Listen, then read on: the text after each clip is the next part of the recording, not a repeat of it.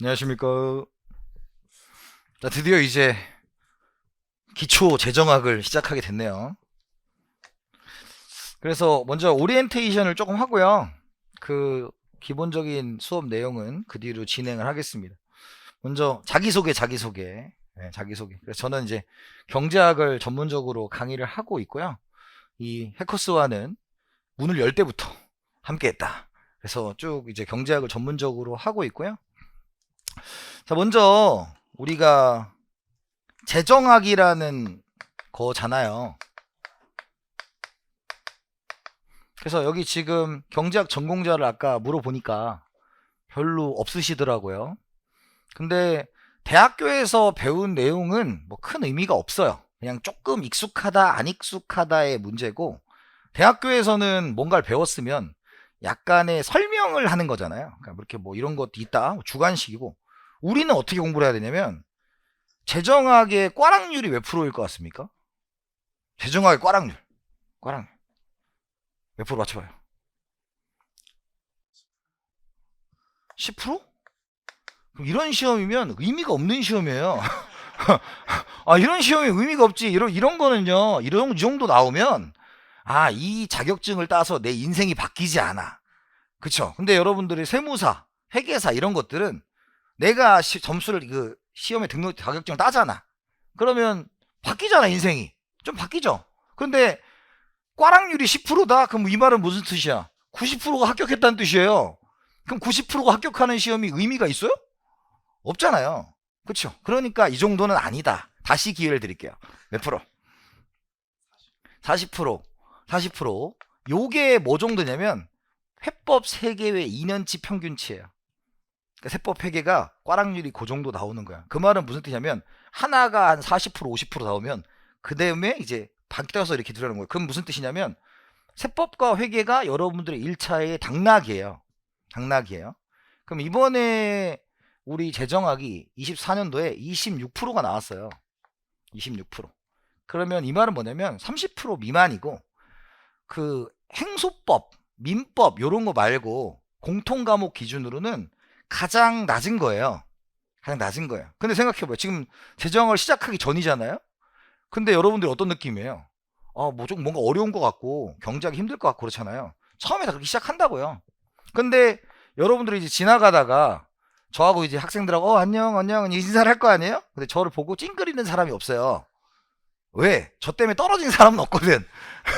저 때문에 떨어진 사람 없거든. 그리고 이번에 무슨 일을 제가 해줬냐면 40번 문제에서 40번의 정답이 3번이었거든요. 근데 아무리 생각해도 이건 아닌 것 같아서 제가 이의제기 하라 그랬어요. 그래서 그게 통과가 돼서 또 제가 몇 명 또 구제해 줬어요, 제가.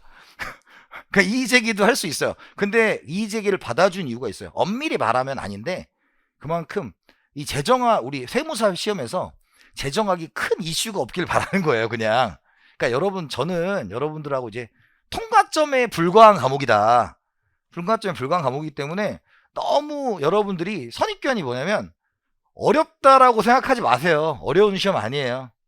어려운 시험 전혀 아니고, 그냥 한 사람과 안 한 사람의 경제학의 특징이 뭐냐면, 경제학 류의 시험의 특징은 공부한 사람과 안 한 사람이 그냥 티가 나요. 한 사람은 그냥 어떻게 내도 그냥 맞는 거고요. 안 한 사람은 어떻게 내도 어려워요. 그러니까 그렇기 때문에 뭐 이렇게 여러분들의 IQ 테스트를 시험해 보겠다, 이런 건 전혀 아닙니다. 그런 시험이 아니다. 두 번째가 합격을 위한 학습을 하자라는 거예요. 자, 뭐냐면 우리 시험이 무슨 시험이야? 걔가 재정학 시험이 객관식이에요. 객관식이에요. 그 다음에 두 번째는 재정학을 공부하려면 본래 우리 대학교 1학년 때 뭘 배워요? 경제학 원론이란 걸 배울 거 아니야. 원론을 하고, 그 다음에 미시 경제학을 하고, 그 다음에 재정학이에요. 그 말은 뭐냐면 이 재정학을 하려면 원론과 미시의 베이스가 있어야 가능한 거예요. 원래 학문적으로는. 근데 여러분들은 시험을 어떻게 봐야 되냐면 5개 선지가 있잖아요. 그러면 거기서 2개에서 3개는 내가 확실히 아는 거니까 답을 찍으면 돼요. 그냥 그렇게 공부를 해야 돼요. 이거를 다 이해해서 내가 원론부터 미시를 해서 재정학까지 가는 건 그 시간에 회계세법을 하셔야 됩니다. 우리는 1차밖에 없어요. 그렇기 때문에 여러분들이 공부를 할 때 이 재정학의 특성이 뭐냐면 딱 이렇게 내요. 시험을 40개의 문제 중에서 5개는 우리가 이번에 좀 신경 좀 썼어 그러면서 5개를 줘요. 5개를 줘. 그러면 5개를 빼고는 어이구 니네 이렇게 내면 불합격하지 미안해 그러면서 이제 35개를 배웠던 걸로 줍니다.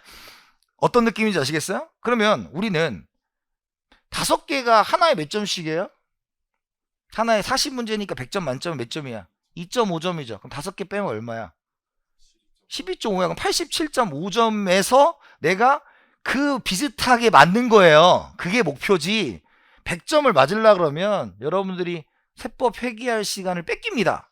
뺏겨요. 그건 의미가 없는 시간이에요. 그래서 100점을 맞든 뭐 80점을 맞든 1차를 통과하면 되기 때문에 그 통과의 줄을 맞춰서 여러분들이 이건 탁탁탁 할 수 있도록 커리큘럼대로 가는 겁니다. 그렇게. 그래서 여러분들이 막상 시험장에 가면 어떻게 해야 되냐?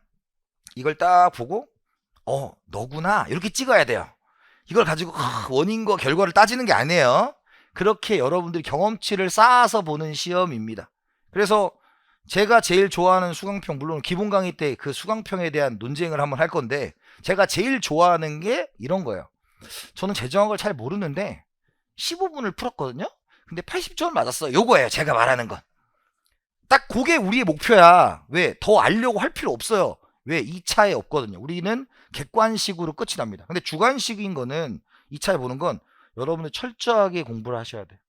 철저하게. 그래서 차이점이 있다라는 말씀을 드립니다. 그래서 우리가 깊이보다는 답을 잘 찾을 수 있도록 제가 학습을 할 거다라는 거고요. 그 다음에 이제 고성과의 교류. 제 이름이 서우송입니다. 그래서 저하고 이제 온라인, 오프라인으로 계속 교류를 하시면 되는 거고요. 자, 그래서 커리큘럼을 살짝 말씀드리면 요거예요. 처음에 이제 입문을 하겠죠. 입문. 지금 하고 있는 게 입문이에요. 자, 입문은 이 입문 강의를 들을 때 입문에서 이걸 다 외울 필요 없어요. 경제학을 잘하는 사람, 특히 이런 객관식을 잘하는 사람은 어떤 사람이 잘하냐면 그냥 여러 번 본 사람이 잘하는 거예요. 그냥 그런 걸 원하는 시험이고, 근데 여기에서 여러분들이 특히 꼭 이런 말씀 드려요. 공부한 지 꽤 되신 분들이 있어요. 그게 언제냐? 자기가 이제 뭐 고등학교 졸업하고, 아니 대학교도 마찬가지. 대학교는 공부가 아니잖아. 그냥 시험 때 살짝 한 거지. 살짝 평소에 막 놀다가 이제 갑자기 이제 남학생이고 여학생이고 쓰레빠 찍찍 끌고 나고 추리닝 입고 머리 딱 묶고 나오면 이제 시험 기간 아니에요. 딱 그런 때잖아. 그거 왜? 그거는 공부가 아니고 그냥 단기 기억을 습득하는 뭐 이런 거지. 근데 여기는 그런 건 아니고요. 여기에서 이제 여러분들한테 설명을 해드리면 이거 기본 강의 때 다 자기 거로 만들 필요 없어요. 이거 기본 강의 때 다시 또 한번 해드려요. 제가 똑같이 필요할 때마다 해드리는데 다만 여기서 들어본 분하고 안 들어본 분하고 차이는 있어요. 왜? 여기서 들은 분들은 이제 그 얘기 나오면 좀 이렇게 편안해. 이렇게. 근데 이제 안 들은 분 이렇게 되는 거지. 미어캣 앤 마멋이 되는 거야. 이제 서 있는 거야. 오, 그러면 그걸 보시면 돼. 아, 쟤는 안 들었구나. 이런 느낌으로 보시는 거예요. 그래서 입문에서는 딱 재정학을 하는데 필요한 부분만 이렇게 해드릴 거다라고 말씀드리고, 기본 이론, 객관식, OX, 실전 모의고사를 하면 그냥 제 목소리가 들릴 거다. 시험장 가면 나중에는 좀 지겨울 수도 있어요. 또 똑같은 얘기를 하거든요. 근데 똑같은 얘기를 바꾸지 않아요. 왜냐면 그것이 여러분들이 시험장 가서 딱 이게 답이다라고 고르면 문제가 쉬운 건데, 그 문제를 보자마자 사고를 하면 어렵습니다. 사고력 시험이 아니에요. 그래서 여러분들이 가져야 되는 경제에 대한 선입견 첫 번째가 뭐냐면 이것을 수학처럼 생각하지 마세요. 그냥 정확히 말하면 우리 중학교 1학년, 2학년 때를 떠올려 봐요. 우리 공부를 했을 때 그냥 외운 거 다 풀었잖아요. 딱 그거예요. 내가 이 문제를 경험해 본 적이 있냐 없냐로 결정된다. 이렇게 보시면 됩니다. 그래서 오늘은 입문 강의를 시작을 하는 거고요. 자, 그래서 이제 강좌 정보에서 해커스 기초 재정학 책이 있죠. 그거를 이제 받으셨을 거고요. 받으셨을 거고, 네, 그 책을 다 하진 않고요. 다 하진 않고 필요한 부분만 발췌해서 할 겁니다. 그 다음에 이번에 시간이 조금 늘어났어요. 전에는 이제 12시간 정도 했었는데 한 번 더 늘어나서 조금 더 촘촘하게 해드릴 수 있을 것 같다, 이렇게 말씀을 드리고요. 그 다음에 저는 이제 50분 하고 10분 쉽니다. 40분 하고 10분 쉬던가. 그래서 왜 제가 해봤어. 1시간 반씩 수업 해봤거든요. 여러분들의 그 현타의 눈빛을 많이 봐가지고 네, 휴식 시간을 드립니다. 그래서 50분에 10분 쉬고 이런 식으로 할 테니까 보시면 되고, 대상은 여러분들이 아예 경제학을 아예 노베라고 생각할 거예요. 그냥 노베라고 생각을 하고 시작을 할 거고, 그래프를 그리는 부터 해가지고 철저하게 좀 진행을 할 거니까, 이제 내가 이제 경제 좀 공부했던 분들은 와, 이런 게 있었지라고 생각을 해주시면 되고, 아니면 이제 저하고 요 정도만 하시면 돼요. 특히 재정학은 그래프를 안 그려서 푸는 게 제일 베스트고요. 그리고 다 그릴 필요 없어요. 그런 의미가 없고, 그리고 제 그릴 거하고 안 그릴 거를 좀 구분해 드리고, 또 이런 것도 있어요. 여러분, 경제 우리 재정학에서 계산 문제 몇 개 나올 것 같아요? 40문제 중에서 5개? 더 많이 나오나? 그럼 나한테 질문하는 거잖아요. 아니 나한테 질문하지 말고 몇 개 몇 개 몇 개 안 나올 것 같다. 일반적으로 다른 경제학 시험은 계산 문제가 반이에요. 회계사는 절반 이상이에요. 근데 재정학은 여러분들한테 계산 능력을 요구하지 않아요. 그래서 5개에서 안팎이에요. 그러니까 또 이런다. 선생님, 그럼 계산 문제를 버리면 되는 거 아닙니까? 뭘 그렇게 맨날 버려. 그러지 말고 나오는 거 몇 개 안 되니까 그것만 좀 잘 해보자, 이 정도예요. 그래서 너무 겁먹을 필요 없다. 왜냐면 다른 건 다 계산하고 막 미분도 복잡하게 하고 해야 되는데, 아예 미분 안 하는 건 아니에요. 근데 미분도 또 이런다고, 또 선생님 제가 미분을 한 지가 너무 오래됐으니까 EBS 봐야 됩니까? 아, 그러지 마. 하지마. 그냥 알려주는 걸 툴로만 쓰시면 돼요. 툴로만 쓰시면 돼요. 자, 그 다음에 교재는 요걸로 합니다. 자, 그래서 이제 여러분들 수업을 시작하면 이제 인스타그램을 해요. 인스타그램을 해서, 인스타그램은 물론 저희 귀여운 아들, 딸도 올리긴 하지만 대부분 여러분들 이제 경제학도 올리고 재정학도 올리는데, 이 수업이 이제 시작이 되면 여기다가 이제 OX를 올릴 거예요. OX를 4개 정도 OX를 올립니다. 근데 재정학, 경제학보다는 재정학이 훨씬 더 중요해요. 왜냐면 그 문장을 내가 맞냐 틀리냐를 알아야 되기 때문에 그거를 올려 드릴 테니까, 요게 이제 요 내용이 어디 반영되냐면 이제 복습 테스트에 반영돼요. 우리 매 시간 이제 복습 테스트를 합니다. 복습 테스트를 하고 그것이 이제 반영되는 거 확인해 보시고요. 그 다음에 이제 질문 같은 경우는 우리 해커스 경영 아카데미를 하셔도 되고요. 제가 또 카페를 해요. 카페를. 그래서 카페에 들어오셔서 질문하시면 되고, 나중에 그 카페에서는 그 본래는 이제 그냥 들어와서 그냥 신고만 하게 해놨었거든요, 처음에. 근데 저를 자꾸 사칭해가지고 제가 막 주식 리딩방을 하는 사람이 돼 있더라고. 그래서 그걸로 바꿨어요. 그 허가제로 바꿨거든요. 그래서 그냥 가입 인사만 하시면 자동적으로 되게 만들었으니까, 거기에 보면 필기노트 있고요. 카페에 필기노트 있어요. 그래서 요즘 이번에 이제 따끈따끈한 필기노트가 있으니까, 이 기초 유형 말고 그 기본 이론 필기노트 다 있고요. 참고로 필기노트를 따로 제가 제작해서 판매하진 않아요. 왜냐면 전 필기가 좀 변하는 스타일이어가지고. 왜냐면 여러분들의 눈빛이 좋을 때와 나쁠 때가 설명이 좀 바뀝니다. 여러분들이 표정이 이러면 좀 어렵게 해주고, 이러면 이제 쉽게 해주고, 그렇기 때문에 좀 이렇게 좀 눈치를 좀 많이 봐요, 저희. 그래서 필기노트를 따로 판매하진 않지만, 이번에 이제 우리 친구가 그 태블릿으로 적은 게 이제 올라왔으니까 필요하신 분들은 사용을 하시면 되고요.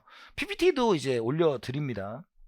그래서 잘 활용하시면 좋겠고, 그 다음에 나중에 Q&A도 있어요. Q&A도 있는데, 이 Q&A가 다른 분들이 질문을 어떻게 했는지에 대해서 알 수가 있잖아요. 그래서 이 카페나 인스타그램은 그냥 네이버에 제 이름을 치시면 돼요. 그러면 그냥 연결돼 있는 게 있으니까 그걸로 들어오시면 됩니다. 그래서 요거 잘 활용하시면 좋겠다라는 말씀을 드립니다. 자, 그 다음에 무엇이든 물어보시고, 네, 여러분들하고 이제 재정학 1차로 합격을 할 수 있도록 해봅시다. 자, 먼저 여러분들 이제 나눠드린 프린트가 하나 있을 거예요. 자, 프린트를 하는 시간입니다. 첫 번째. 자, 경제학을 함에 있어서 이제 여러분들이 이제 착각을 하시는 게 있어요. 물론 이게 학문 기준이고 저도 이제 대학원을 나왔지만 그런 학교에서 공부하는 거랑 조금 다르거든요. 첫 번째가 뭐냐면 우리가 거기에 보면 이제 우리가 한계 효용 이런 번 들어봤죠? 한계용, 마지널 유틸리티, 한계 생산, 마지널 프로덕트 이런 거 들어봤잖아.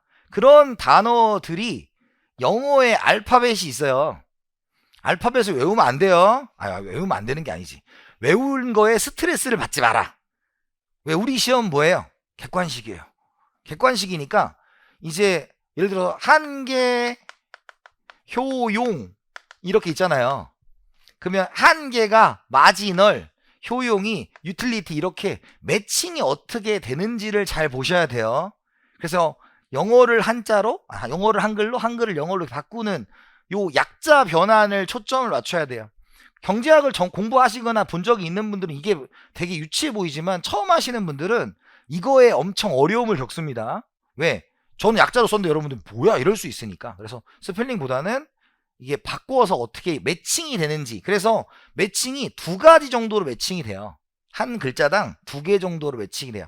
그래서 거시, 미시 정도가 매칭이 되는데 여러분들은 거시는 거의 없다고 보시면 돼요. 거시는 거의 없고 재정학은 미시의 한 분과입니다. 그래서 기본적으로 2가지 정도로 사용하고 알파벳, 스펠을 외울 필요는 없습니다. 이게 뭐 마지널이 혼자 막 쓰다가 막 이럴 필요 없어요. 우리 시험 뭐야? 객관식이니까 객관식답게 공부를 하시면 됩니다. 자, 그래서 이제 첫 번째는 뭐냐면 경제 용어 정리예요. 자, 이거는 이제 뒤에 가서 오늘 하기 전에 먼저 4시간 첫 번째 하는 겁니다. 기초 재정하기 때문에. 자, 이제 이걸 다 외우실 필요는 전혀 없어요. 그런 시험이 아니에요. 지금은 경제학에서 주로 이런 단어를 사용하는구나가 포인트예요. 그래서 먼저 노동은 레이버예요. L. 그래서 L 이렇게 씁니다. 자, 그러면 L은 이제 레이버가 되겠고요. 노동하면 레이버. 그러면 노동은 이제 누가 하는 일이다? 사람이 하는 일이에요. 사람이 하는 일. 사람이 하는 일이에요. 그죠? 선생님, 정신 노동과 육체 노동이 있지 않습니까? 그런 걸 묻지 않아요. 그런 걸 묻지 않습니다. 전혀 묻지 않기 때문에 그냥 사람이 하는 거야. 이렇게 생각하면 돼요. 근데 여기 임금은 웨이지죠. 웨이지. 근데 이렇게 있어요. 웨이지 이렇게 있어요. 필기가 달라요. 그러니까 뭐냐면 요렇게 쓰면 우리가 임금율 해가지고 시간당 페이를 얘기하고, 요렇게 쓰면 임금 총액 이렇게 표현해요. 그러니까 소문자로 쓰느냐 대문자로 쓰느냐도 다릅니다. 그러니까 알아는 두시라고. 그러니까 소문자면 일반적으로 시간당 너 1시간에 얼마야? 뭐 이런 거고, 여기는 너 월급이 얼마야? 하루에 얼마 벌었어? 뭐 이런 식으로 총액을 얘기한다. 이렇게 얘기합니다. 자, 그 다음에 자본이에요. 자본. 자, 자본은 뭐냐면 우리가 캐피탈 하면 뭐야? 캐피탈 하면 뭐야? 돈이죠. 돈. 그런데 우리 경제에서는 이 캐피탈을 돈으로 사용하지는 않아요. 거의. 특히 여러분들은 뭘로 사용하냐면 우리가 얘는 이제 기계다. 기계 설비나 건물 이거야. 그래서 이제 자본을 늘렸다 라는 말은 우리 현실에서는 어디 뭐 주식 투자해? 근데 경제에서는 주식 투자 아무 상관이 없어요. 아무 상관이 없고, 우리가 자본을 늘렸다 그러면 기계를 샀다, 설비를 샀다 이렇게 생각을 하는 거예요. 그래서 이 자본은 뭐랑 관련이냐면 투자와 관련인데, 투자는 기계 설비를 사들였다 이 정도로 생각을 하셔야 됩니다. 이제 앞으로 자본하면 돈하고는 상관이 없어요. 주식은 우리하고 전혀 상관이 없고 특별하게 나오는 거 외에는 없어요.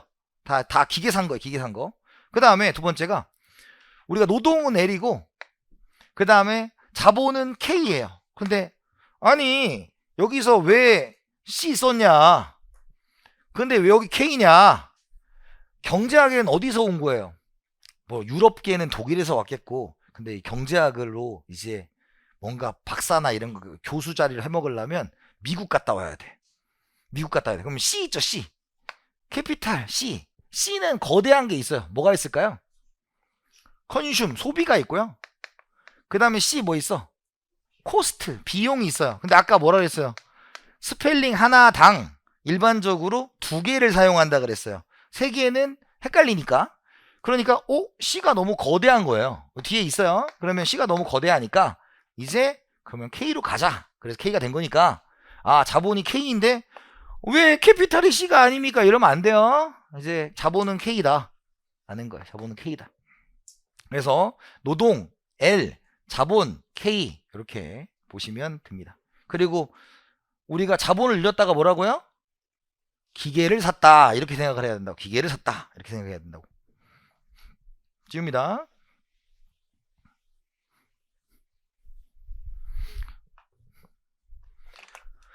자, 그 다음에 뭐 정도 있고요. 뭐 특별한 거 없어요. 이자율 레이트 오브 인터레스트죠. 그래서 이제 뭘 쓴다? R을 씁니다. 노동에는 뭐 임금, 자본에는 뭐 이자 이렇게 쓰는 거예요.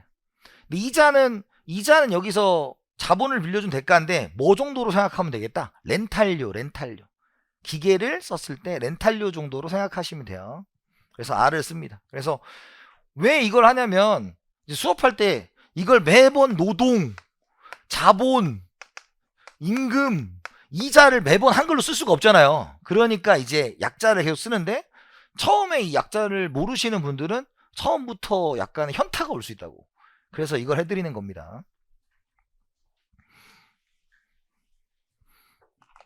자, 그 다음에 이제 가격 프라이스죠. 프라이스 P를 씁니다. P 프라이스. 그러면 PX니까 XJ의 가격 이렇게 쓰는 거예요. XJ의 가격. 그러면 이 XJ라는 건 뭐냐면 이제 물건 같은 거예요. 물건. 유형의 재화 뒤에 가서 하겠지만 그냥 XJ인데 뭔지 몰라. 그냥 X라고 부르자 이거죠. 그래서 뭐 이게 뭐예요? 뭐 교탁, 칠판 이런 거 다 XJ, YJ가 될 수 있는 거니까 그냥 물건이에요. 그런데 이제 경제학에는 항상 뭐가 있냐면 플러스가 있으면 마이너스가 있어요. 그러니까 플러스가 뭐야? 버는 돈, 뭐가 쓰는 돈, 그죠? 이득, 손해 이런 게 있는 거죠. 그 다음에 또 뭐가 있냐면 수요가 있으면 공급이 있어요. 사려는 사람이 있으면 팔려는 사람이 있다. 이게 기본입니다. 기본. 그래서 지금 시장은 노동시장이라는 게 있으면 노동시장에서는 노동의 가격이 결정되는 거, 노동 가격을 뭐라고 부른다? 임금이라고 부르는 거예요. 자본시장의 가격을 이자라고 부르는 거고요. 외환시장, 우리가 외국 돈을 사잖아요. 그죠? 외국 돈 사면 어때? 외국 돈에 대한 가치를 줘야 되니까 그걸 뭐라고 부른다? 환율이라고 부른다 라는 것입니다. 환율이라고 부른다. 자, 그 다음에 수량 퀀터티예요. 퀀터티 이런 스펠링 같은 거 안 해오셔도 됩니다. 명심하세요. 안 해도 돼요. 그러니까 우리가 일반적으로 이렇게 쓰면 개별 기업 이렇게 쓰고요. 이렇게 쓰면 우리가 이제 시장 이렇게 쓰는 거예요. 시장으로 쓰는 거예요. 대소문자, 대문자. 그 다음에 QX는 뭐야? XJ의 수량. 그죠? QD는 뭐예요? QD는 XJ, 우리 D, 수요량. 그 다음에 QS는 공급량이고, 여기 X를 이렇게 쓰면 뭐예요? XJ의 수요량, XJ의 공급량 이렇게 쓰는 겁니다. 그래서 이제 이걸 써줄 때도 있고 안 써줄 때도 있으니까 여러분들이 그냥 기본적으로 Q가 나오면 퀀터티, 수량이다. 이렇게 되고, 이제 기본적인 그래프, 우리 중학교 3학년 때 배웠던 그 그래프 P, 0, Q가 나오는 거죠. 그래서 가격과 수량을 보여주는 그래프를 그리는 거죠. 이 정도는 이제 하실 수 있어야 됩니다. 자, 그 다음에 수요와 공급이죠. 수요와 공급. 그래서 수요는 뭐라고 그래? 사려는 거고요. 공급은 팔려는 거고. 그래서 수요는 demand, 공급은 supply 이렇게 하는 거죠. 그럼 이제 시장이 있으면 시장의 수요, 공급이 있겠죠. 노동의 수요, 그죠? 화폐의 수요 이런 거죠. 다만 여러분들하고 화폐 시장을 하지 않아요. 그건 거시 얘기이기 때문에 미시에서는 하지 않습니다. 자, 그 다음에 공급은 S다. S. 그래서 LS 노동의 공급, MS 우리가 돈의 공급, 통화량의 공급이다 라고 얘기하는 겁니다. 자, 그 다음에 이제 균형, 이퀄리브리움 이렇게 쓰는 거죠. 그래서 이렇게 쓰면 우리가 뭐예요? 균형이다 이렇게 얘기하는 거고, 균형은 우리가 배운 거죠. 이렇게 있으면 이제 기본적으로 공급이 있고 수요가 있으면 여기가 균형점이에요. 이렇게 얘기하는 거죠. 만나는 거 균형점. 자, 그 다음에 효용이다. 효용이에요.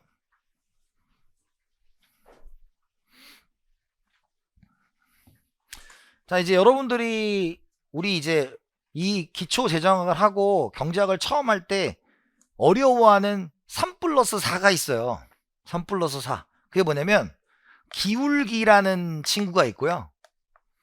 그 다음에 한계라는 친구가 있어요. 한계. 그래서 기울기는 MRS, XY, MRT, SLK, MRT, XY가 있습니다. 그래서 얘는 한계 대체율, 한계 기술 대체율, 한계 변화를 쓰지 마세요. 이따 합니다. 그러니까 벌써부터 여기 보니까 어때요? 하기 싫어지죠? 네, 그래요, 본래. 아, 그래, 본래 그런 거야. 그래서 여기를 이제 익숙해지면 요게 내 거다 이렇게 되는 거고, 요게 이제 근데 벗어날 수 없어요. 이 친구는. 네, 벗어날 수 없어요. 근데 얘기했잖아. 그게 여러분들이 뭐 천재성을 가지고 막 이거 한 방에 이해돼 이렇게 하는 게 아니에요. 그냥 계속 보다 보면 그냥 익숙해지는 거지. 그런 겁니다. 자, 그 다음에 한계는 뭐였어? MU, MP, MR, MC 요 4개가 있어요. 그래서 요 7개를 여러분들이 하시면 경제학에 한 30%는 왔다.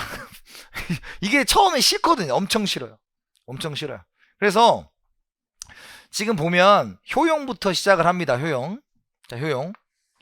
효용은 항상 우리 경제에는 뭐냐면 원인과 결과로 이루어져 있어요. 원인과 결과. 왜 원인과 결과에 의해서 이루어진지 아세요? 경제학이 물리학에서 온 거예요. 이게 물리학에서 좀 따온 거야. 그래서 항상 원인과 결과로 표현하는 방식을 사용합니다. 그래서 여러분들이 이제 어떤 문제를 풀거나 어떤 객관식을 하더라도 원인과 결과를 잘 살펴보셔야 되는 건데, 이런 거예요. 자, 지금 뭐예요? 내가 소비를 했기 때문에 뭐가 오는 거야? 만족감이 온 거예요. 그죠? 점심 드셨어요? 수업이 진행되지 않아요. 점심을 먹었냐는데 너에게 말하고 싶지 않은데 막 이런 느낌이야. 점심 먹었습니까? 아, 그리고 또 앞에 있는 분들은 말 시킨다고 다음엔 뒤에 앉아야지. 그러지 마. 그냥 얘기하는 거예요. 점심 뭐 먹었습니까? 삼각김밥. 아, 좋았어. 자, 삼각김밥은 얼마를 줬습니까? 그렇죠. 내가 소비를 삼각김밥 1,100원을 얻은 거죠. 1,100원 쓴 거죠, 돈을. 왜? 경제는 플러스가 있으면 마이너스가 있다. 여기 1,100원 쓴 거잖아. 그럼 삼각김밥을 먹었는데 기분이 어땠어요? 나쁘지 않아. 아, 좋았지? 아, 좋았어. 좋았어. 자, 좋았어요. 자, 뭐냐면 내가 삼각김밥을 먹었잖아. 그러면 만족감이란 게 있죠. 그러면 우리가 현실에서는 내가 김밥을 먹고 어때요? 기분이 살짝 좋아, 약간 좋아, 조금 좋아 이럴 수 있지만 경제학은 어떻게 해야 돼? 측정을 해야 돼요. 측정을 해야 돼요. 그걸 이제 우리가 기수라고 표현하는 거예요. 기수. 기수. 그래서 우리가 점수로 표현한 거예요. 점수로. 그러면 만족감을 점수로 표현했다라는 겁니다. 그걸 뭐라고? 효용이라고 합니다. 그러니까 내가 하나를 먹었는데 만족감이 뭐예요? 10이었죠. 2개를 먹었더니 총이잖아. 총 만족감이 얼마가 돼? 40이 됐으니까 하나를 추가했을 때 얼마가 좋았던 거예요? 30이 좋았던 거예요. 그죠? 그 다음에 3개째를 먹었더니 이제 얼마가 좋아? 60이 좋았죠? 그럼 하나를 추가해서 얼마가 늘어난 거야? 20이 늘어난 거죠. 고개념이에요. 고개념. 그래서 이제 뭐 하라고 그랬어요? 제가 영어를 한글을 영어로 바꿔야 되죠? 그러면 총이 뭐야? 총이 토탈, 효용이 유틸리티, 스펠링은 써줬는데 이런 외우는 거 안 해도 된다고. 자, 그 다음에 한계가 뭐야? 마지널. 그 다음 효용이 뭐예요? 유틸리티. 이렇게 써준 거예요. 그러니까 지금 얘가 이렇게 매칭이 된다는 걸 자꾸 보셔야 됩니다. 그냥 한글이 영어로 매칭이 되는 걸 잘 보셔야 돼요. 뭐 스펠링이 중요한 게 아니고. 자, 그러면 이제 요 얘기를 해볼게요. 보니까 지금 좀 멋있는 말로 여러분 이제 변화 분이란 단어가 있고 변화 율이란 단어가 있어요. 변화 분과 변화 율이란 게 있다. 이제 구분을 잘 하셔야 됩니다. 변화 분은 뭐예요? 변화 분은 변화 분이다. 군대야? 복명복창이야? 변화 분이 뭐예요? 나중 수치 마이너스 처음 수치예요. 나중 수치 마이너스 처음 수치. 그 다음에 변화율은 뭐냐면 변화율은 처음 수치에서 나중 수치 마이너스 처음 수치예요. 그러니까 두 개를 구분해야 돼. 이게 아무것도 아닌 것 같지만 이걸 구분을 잘 하셔야 됩니다. 분과 율이 다르다. 근데 변화 분을 부르는 말이 뭐냐면 우리가 델타란 말 들어봤죠? 델타. 그래서 요렇게도 쓰고 요렇게도 써요. 그죠? 그러면 이 세모와 D의 차이는 뭘까요? 세모와 D의 차이는 차이를 굳이 따지면 얘는 수치가 좀 큰 거예요. 뭐 1000원에서 2000원, 3000원 이런 식으로 수치가 크고 얘는 뭐야? 0.283 뭐 이런 거 있잖아. 그럼 수치가 좀 작은 거예요. 그래서 본래 이제 이걸 쓸 때는 이제 리미트 뭐가 0으로 갈 때 이런 거 들어봤죠? 그런 걸 쓰는 건데 우리 객관식인 거 안 쓸 거예요. 설명은 해드리되 이거로 하지 않습니다. 왜? 이거로 쓰면 현타가 와. 그래서 이걸로 쓸 거예요. 이걸 통일할 거예요. 왜? 이게 예뻐요. 쓰기 예뻐. 그래서 내가 정리하고도 기분이 좋아. 근데 D로 쓰면 막 나중에 이제 미분도 편미분이 있고 근데 그것도 다 이걸 통일할 거예요. 제가 몰라서 그런 게 아니라 여러분들이 풀이 과정을 보여주는 시험이 아니에요. 여러분들 그냥 답을 찾는 시험이야. 그리고 여러분들과 제가 이제 기분 좋게 이제 안녕하세요, 반가워 이렇게 이제 지나가는 사람, 그런 과목이기 때문에 기본적으로 좀 예쁘게 보기 좋게 해드릴 거예요. 그래서 얘나 두 개 똑같은데 수치가 좀 크면 얘 요거다. 그러면 이겁니다. 용돈을 10만원 받다가 20만원 받다가 30만원 받다. 그럼 변화 분은 얼마야? 여기 플러스 얼마야? 12죠. 나중 수치 빼기 처음 수치. 여기 뭐예요?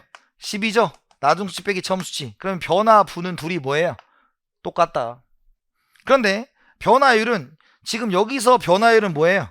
10분의 10 곱하기 100이니까 몇 프로? 100%고 여기는 20분의 처음 수치가 20이니까 10 곱하기 100이니까 얼마가 돼요? 50%가 되죠. 그러니까 변화율은 최초의 수치가 어떠냐에 따라서 달라져. 이렇게 생각하면 돼요. 여러분들 우리 지금 재정학 시험을 봐서 20점 맞았다 쳐. 그럼 내가 다음에 30점 맞으면 몇 점 올라간 거야? 몇 프로 올라간 거야? 50%. 이거 아니야. 그럼 내가 90점 맞다가 100점 맞으면 10점 똑같이 오른 거잖아요. 그럼 변화율이 어떻게 돼요? 작아지겠죠. 그러니까 그 차이입니다. 근데 요걸 구체적으로 구하라는 문제는 여러분들 시험에는 거의 없어요. 네, 구분을 해야 된다. 변화 분과 변화율. 자, 그래서 이걸 왜 하냐? 이제 한계라는 단어가 나오면 한계가 나오면 이렇게 하면 돼요. 원추 결추예요.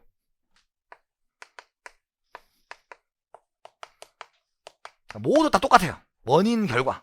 원추 결추 그랬더니 원추 결추 추추냐 막 이런 얘기 해. 오, 실패했어. 자, 이 추가 뭐예요? 추가 이게 무슨 뜻이에요? 추가해서 말끝을 흐리면 안 돼. 추가 뭐라고요? 분. 그게 중요한 거라고요. 추가 분. 그래서 이걸 다시 쓰면 뭐예요? 원인의 추가분 분의 결과의 추가분인데 항상 이 결과에는 뭐가 올라가냐면 T가 올라가요. T가 올라가. 그럼 이제 우리가 다 유추가 가능해요. 자, 우리가 한계 효용이죠? 한계 효용 우리 영어로 바꾸면 뭐예요? MU 이렇게 바꾸면 된다고요. MU 마지널 유틸리티 MU. 그러면 자, 원추 결추지. 그러면 여기에 뭐가 올라간다고요? 얘가 올라간다 그랬지? 그럼 여기 뭐예요? TU가 되는 거예요. 얘가요? 올라간다고. 그럼 아까 효용은 뭐에서 온 거라 그랬어? 소비에서 온 거죠. 소비량. 량이 뭐야? Q. 그렇게 이렇게 기억하면 되는 거라고요. 이해가요? 그럼 이게 4개가 있다고, 4개가. 그럼 이따가 한 번 더 할 텐데, 쭉 할 텐데, 지금 요거 기억해야 돼요. 원인의 한 개는 무조건 원인의 추가분분의 결과의 추가분이다 라는 거예요. 그리고 얘를 이제 이렇게 쓰셔도 상관은 없는 거예요. 똑같은 거다. 다만 지금 나중에 그런 질문 하지마. 원추 결추의 추가 뭔가요? 이건 하지마 질문. 은근히 많이 들어와요 이 질문. 선생님 원추 결추한다는데 도대체 그 추가 뭔가요? 추가 뭐라고요?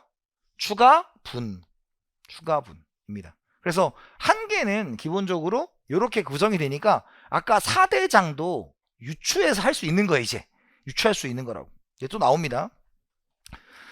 자, 그 다음에 자, 요거 있어요. 우리가 한 개와 총의 관계가 있어요. 한 개와 총의 관계가 있어요. 한 개가 뭐예요, 영어로? OM, 마지널. 총이 뭐예요? 토탈이에요. 그러면 자, 보시면 아시겠지만, 자, 우리가 한 개 효용은 아까 이제 할 수 있죠. 이거 뭐였어? 원추 결추, 그죠? 여기가 뭐였어? Q. 여기가 뭐였어? TU였어요. 자, 그러니까 자, 소비량이 하나가 늘어났다. 그러니까 총이 뭐예요? 총이 몇 개 늘어났어? 10개가 늘어났죠? 그럼 1분의 10이란 거 이해되세요? 자, 그 다음에 두 번째, 하나가 늘어났다. 그럼 또 몇 개 늘어났어? 30개. 그러니까 30이 된다는 거 이해되세요? 자, 그 다음에 또 하나가 늘어났다. 그럼 또 몇 개 늘어났어? 20개 늘어났죠? 그러니까 뭐야? 1분의 20이니까 얘가 나온다 이거야. 이해가요? 그러니까 지금 요렇게 한 개, 총에서 한 개가 가는 건 델타 원인, 델타 결과가 되죠? 그죠? 이걸 우리가 뭐라고 부르냐면 미분이라고 불러요. 미분이라고 불러요. 물론 여기다가 이제 리미트, 델타, 원인이 0으로 갈 때 이런 걸 써야 되겠지만 그건 시험지가 써줄 거예요. 우리가 굳이 안 써도 돼. 그리고 그런 거 써주지도 않아. 여러분들을 과대평가하지 않습니다. 과대평가하지 않아요. 그런 시험이에요. 자, 근데 봐봐요. 자, 이럴 수 있죠. 그러면 한 개에서 총으로 가려면 어떻게 되냐면 이런 논리가 성립합니다. 자, 이거예요. 자, 10 더하기 30은 40. 그죠? 10 더하기 30 더하기 20은 60 이렇게 나오는 거죠. 그럼 뭐예요? 얘는 우리가 이쪽 한 개의 총이 되려면 뭐 해야 돼? 합계죠, 합계. 합계. 더하는 거예요. 자, 그런데 이런 게 있어요. 여러분, 숫자에는 컨티뉴어스한 개념이 있고 디스크리트한 개념이 있어. 되게 있어 보이죠? 자, 뭐 그래 무식한 얘기 안 하고 잘 봐. 0과 1 사이는 떨어져 있지. 현실에서는 우리가 술을 먹어도 소주를 한 잔, 두 잔, 세 잔 이렇게 먹죠. 근데 우리 수학에서 뭐야? 0.282잔 먹잖아. 무슨 말인지 알겠죠? 현실에서는 하나씩 끊어지는데 우리 수학적에서는 그게 끊어지지 않아. 그래서 얘를 이제 미분이란 걸 하는 거예요. 미분. 그러면 미분이니까 합계를 다 더하면 틈이 없어야 될 거 아니야. 그러면 그게 뭐가 되는 거야? 넓이가 되는 거죠. 넓이. 그걸 우리가 뭐라고 하냐면 적분이라고 해요. 인테그랄. 그죠? 그랬더니 또 적분해야 된다. 여러분들 그렇게 과대평가하지 않아요. 적분을 하지 않고 어디에? 요 넓이에 초점을 맞춥니다. 자, 우리가 이제 넓이를 구해야 돼요. 여러분들 우리 자, 할 수 있어? 자, 삼각형의 넓이는 밑변 곱하기 높이 곱하기 2분의 1이죠? 그렇죠. 삼각형. 좋았어. 자, 사각형의 넓이는 뭘까요? 자, 밑변 곱하기 높이죠? 사각형 할 수 있죠? 자, 최고 난이도 문제입니다. 사다리꼴. 사다리꼴 어떻게 해야 돼? 윗변하고 아랫변을 더한 후에 높이를 곱하고 나누기 2죠?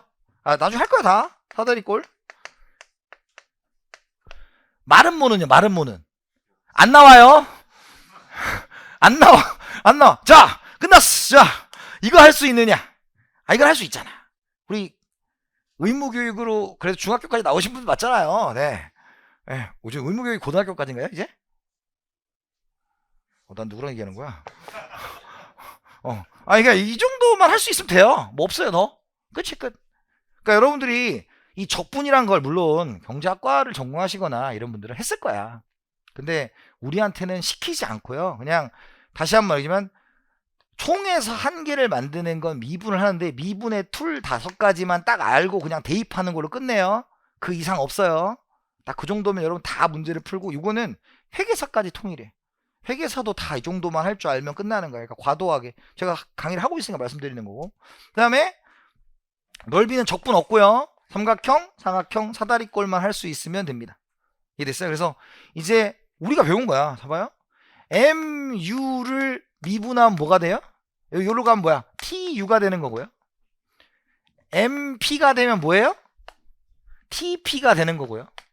그 다음에 뒤에 또 있어요. 그러니까 이제 M자 붙으면 T자가 이렇게 가는 이유다. 그래서 MC가 있으면 뭐야? TC가 있는 거고 MR이 있으면 TR이 있는 거다. 지금 이게 이해가 되면 기초지정은 거의 다 한 거야. 이해가요? 왜? 처음 할 때 이 약자가 눈에 안 들어온다고요. 되게 MR이 뭐야? 가수들이 쓰는 건가? 뭐 이렇게.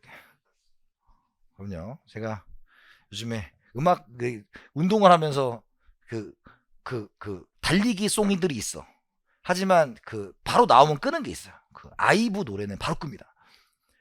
막 이상해. 너무 듣기가 이상해요. 자, 그런 거 안 듣습니다. 자, 이렇게 됐고요. 아이브 안티하네. 우리 딸이 좋아합니다. 네. 자, 그 다음에 무차별 곡선이란 게 있죠. 무차별 곡선. 또 이걸 가지고 또 지금 방금 쓴 거에 대해서 막 외워야지 하시지 마세요. 또 나오니까 계속 스쳐가듯이 계속 기억을 하셔야 돼요. 자, 그 다음에 무차별 곡선이 있습니다. 무차별하다라는 게 인디퍼런스하다라는 거예요. 인디퍼런스다. 이거는 뒤에 가서 배웁니다. 근데 지금은 그냥 약자만 보는 거예요. 인디퍼런스 커브. 그래서 IC 그 다음에 I이고 얘는 여러분들이 재정학에서 무조건 알고 계셔야 되는 애예요. 그죠? 그래서 인디퍼런스 커브라는 거 이제 하게 됩니다. 그 다음에 소득은 뭐예요? 소득은 M이 뭐냐? 머니. 그죠? 그래서 나중에 예산선 할 때 M이라는 용어를 씁니다. 그래서 예산, 나의 소득이다. 이 정도로 보시면 되고요. 그 다음에 소득은 본래 인컴이 있잖아요. 인컴이 있는데 얘도 이제 따로 쓰는 용어들이 있기 때문에 I는 뭐라 했어? 한 스펠링당 2개 정도만 쓴다고 말씀을 드렸어요. 자, 그 다음에 여가죠. 여가. 나중에 이제 여가 소득 모형, 뭐 이기감 모형 이런 거는 재정학에서 엄청 좋아하는 주제고요. 왜냐면 세금 붙이면 저축 할래 안 할래? 뭐 이런 거예요.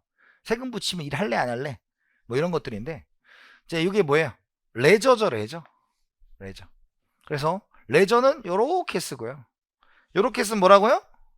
노동이다. 근데 문제에서 정의를 해주면 따라가면 돼요. 문제에 정의를 해주면 따라가면 됩니다. 자, 그 다음에 단기와 장기가 있어요. 단기와 장기. 우리 재정학에서는 단기와 장기를 뭐 복잡하게 하진 않습니다. 단기면 뭐야? 숏. 장기면 뭐야? 롱. 이렇게 하는 거예요.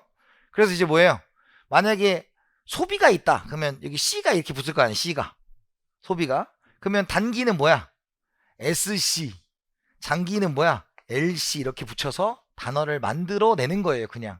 그래서 여기 뭐 어떤 책에는 숏타임 런도 있고요. 그래서 숏, 롱. 그래서 지금 여기 A 있죠. A. 자, 평균이 영어로 뭘까요? 그렇죠. 이제 이렇게 하는 거야.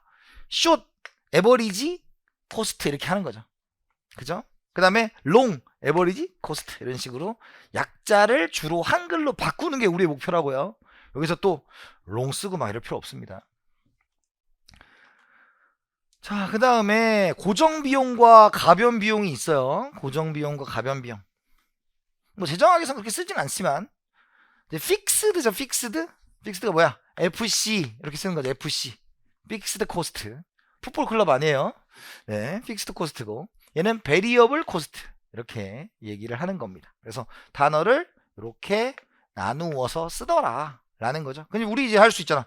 T가 뭐야? T 총 F가 뭐야? 픽스드 코스트. 그래 총 고정 비용이 되는 거고요. 그 다음에 A 뭐야? 평균. F 고정. C 비용. 이런 식으로 이 약자가 타닥타닥 눈에 들어와야 돼요. 지금 그것 때문에 하는 거야. 그랬더니 집에 가서 막 쓰지 마세요. 하라는 것만 합시다. 하라는 것만. 자, 그 다음에 T 토탈. V 베리어블. C 코스트. A 에버리지. V 베리어블. C 코스트. 그래서 총 가변 비용 이렇게 매칭이 된다. 그래서 규칙성만 찾으시면 간단한 거예요. 규칙성이 있으니까. 자, 그 다음에 요소 집약도라는 게 있어요. 요소 집약도. 그래서 요소 집약도는 L분의 K라고 하는 건데 얘도 한 번은 나옵니다. 그래서 만약 이런 거죠. 100명의 노동자가 있다. 근데 자본이 몇 개가 있다. 200명이 있다. 그러면 L분의 K니까 얘는 뭐예요? 100분의 200이잖아. 그러면 얘가 뭐야? 1분의 K죠? 1분의 2죠? 1분의 2. 그럼 얘는 뭐야? 노동자 1인당 자본을 몇 개 갖고 있다? 2개 갖고 있다. 이런 식으로 그냥 해석하는 거야. 해석하는 거. 그렇게 참고하시고. 아, 이거 외우라는 거 아니에요, 지금. 이런 게 있다고, 그냥. 한번 써요, 한번. 자, 그 다음에, 여기까지 하고 잠깐 쉴까요? 아니, 여기서도 쉽시다. 네. 자, 그래서, 지금 이번 시간에 뭐 배웠어요? 좋은 경험이었다, 이러면 안 되고요. 좋은 경험이. 이거 매 시간 물어볼 거예요, 제가. 매 시간 뭘 물어볼 거냐. 그러면 이번 시간에 한 내용 중에서 여러분들이 기억해야 될 건, 이제, 활자 하나당 2개 정도로 되는구나. 그럼 여러분들이 지금 총이나 평균이나 한계 같은 건 매칭이 좀 되기 시작을 할 거고요. 그 다음에 자본은 뭐다? 기계다. 변화 분과 변화율은 다르다. 뭐 이 정도를 여러분들이 정리하시고 넘어가시면 되고요. 잠깐 쉬었다가 뒤에 또 연결해서 하도록 하겠습니다. 잠깐 쉬었다 하겠습니다.